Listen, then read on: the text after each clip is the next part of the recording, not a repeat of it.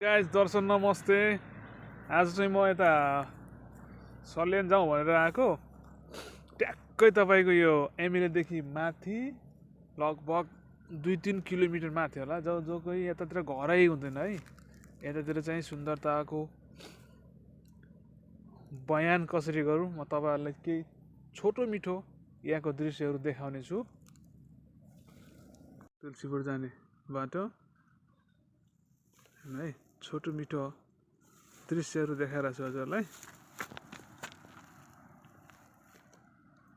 के कस्तो लाग्छ प्रतिक्रिया दिनु होला। चारैतिर हेर्दा यस्तो रमाइलो छ हेर्नु, हरियाली त्यत्तिकै भन्दैन होला कि नेपाललाई प्राकृतिक सुन्दरताको देश भनेर। अहिले भ्याए अनुसार म तपाईँलाई देखाउने छु, हेर्नुहोस् है।